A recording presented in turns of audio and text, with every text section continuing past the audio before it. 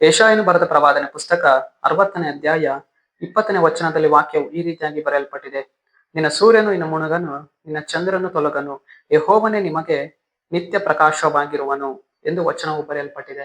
ಅಂದರೆ ಪ್ರೀತಿಯುಳ್ಳ ದೇವ ಜನರೇ, ಕರ್ತನ ಮುಂಜಾನೆಗಳಲ್ಲಿ ಆತನು ನಮ್ಮೊಟ್ಟಿಗೆ ಈ ರೀತಿಯಾಗಿ ಮಾತನಾಡುವವನಾಗಿದ್ದಾನೆ. ಏನೆಂದರೆ, ಮಗನೇ ಮಗಳೇ, ನಿನ್ನ ಜೀವಿತದಲ್ಲಿ ನಾನೇ ನಿನಗೇನಾಗಿರುವೆನು, ನಿತ್ಯ ಪ್ರಕಾಶವಾಗಿರುವೆನು ಎಂದು ಆತನು ಮಾತನ್ನ ಕೊಡುವವನಾಗಿದ್ದಾನೆ.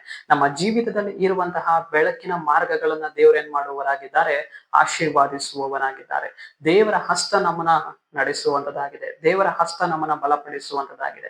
ಎಲ್ಲ ನಮ್ಮ ಜೀವಿತದಲ್ಲಿ ಹೋರಾಡಿಕೊಂಡಿರುವಂತಹ ಕತ್ತಲೆಯ ಕಾರ್ಯಗಳನ್ನು ದೇವರೇನ್ ಮಾಡುವವರಾಗಿದ್ದಾರೆ, ತೆಗೆದಾಕಿ ಬಿಡುವವರಾಗಿದ್ದಾರೆ. ಯಾಕೆಂದರೆ ಆತನು ನಮ್ಮ ಮೇಲೆ ನಿತ್ಯ ಪ್ರಕಾಶವನ್ನ ಉಂಟು ಮಾಡುವಂತಹ ಕರ್ತನು ಆತನಾಗಿರುವವನಾಗಿದ್ದಾನೆ.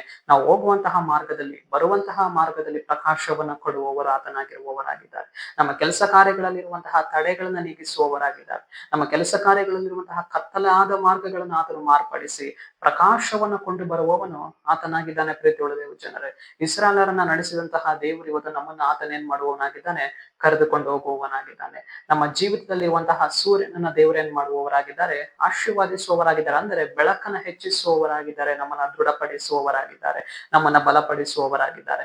ನಮ್ಮ ಜೀವಿತದಲ್ಲಿ ಅನೇಕ ವಾರ್ತೆ ನಾವು ಹೇಳ್ತೇವೆ, ನನ್ನ ಜೀವಿತದಲ್ಲಿ ಕತ್ತಲೆ ಕಾರ್ಯಗಳು ಹೋರಾಡಿಕೊಂಡಿರುವಂತದ್ದಾಗಿದೆ, ದೇವರ ಬೆಳಕನ್ನ ನಾನು ನೋಡ್ತಾ ಇಲ್ಲ, ಆತನ ಪ್ರಸನ್ನತೆಯಲ್ಲಿ ನಾನು ಹಾದು ಹೋಗ್ಲಿಕ್ಕೆ ಆಗ್ತಾ ಇಲ್ವಲ್ಲ ಅಂತ ಹೇಳ್ಬಿಟ್ಟು ಅನೇಕ ವಾರ್ತೆ ನಾವು ಯೋಚಿಸುತ್ತೇವೆ, ಮಾತನಾಡುತ್ತೇವೆ. ಆದರೆ ಪ್ರೀತಿಯುಳ್ಳ ದೇವ ಜನರೇ, ನಿನ್ನ ಜೀವಿತದಲ್ಲಿರುವಂತಹ ಸೂರ್ಯನು ಮುಳುಗನು, ಚಂದ್ರನು ತೊಲಗನು. ಯಾಕೆಂದ್ರೆ ದೇವರು ನಿಮಗೆ ಏನಾಗಿರುವವನಾಗಿದ್ದಾನೆ, ನಿತ್ಯ ಪ್ರಕಾಶವನ್ನ ಕೊಡುವಂತಹ ದೇವರು. ಕುಟುಂಬದಲ್ಲಿ ಪ್ರಕಾಶವನ್ನ ಕೊಂಡು ಬರುವವನಾತನಾಗಿದ್ದಾನೆ. ನಮ್ಮ ಕೆಲಸ ಕಾರ್ಯಗಳಲ್ಲಿ ಪ್ರಕಾಶವನ್ನ ಕೊಂಡು ಬರುವವನಾತನಾಗಿದ್ದಾನೆ. ನಮ್ಮ ಸೇವೆಯ ಮಾರ್ಗದಲ್ಲಿ ದೇವರು ಪ್ರಕಾಶವನ್ನ ಕೊಡುವವರಾಗಿದ್ದಾರೆ. ನಮ್ಮ ಮಾರ್ಗಗಳಿಗೆ ಇಕ್ಕಟ್ಟಾಗದಂತೆ, ನಮ್ಮ ಮಾರ್ಗಗಳಿಗೆ ತಡೆಯಾಗದಂತೆ, ನಾವು ಇವತ್ತು ಎಡವಿ ಬೀಳದಂತೆ ದೇವರು ಪ್ರಕಾಶವನ್ನು ಅನುಗ್ರಹಿಸಿ ಬೆಳಕಿನಲ್ಲಿ ದೇವರು ನಮ್ಮನ್ನ ನಡೆಸುವವರಾಗಿದ್ದಾರೆ. ಸರಿ, ನಾವು ಪ್ರಾರ್ಥಿಸಿಕೊಳ್ಳೋಣ. ಅಪ್ಪ ಕರ್ತನೆ, ನಿನ್ಗೆ ಸ್ತೋತ್ರ ಸ್ವಾಮಿ.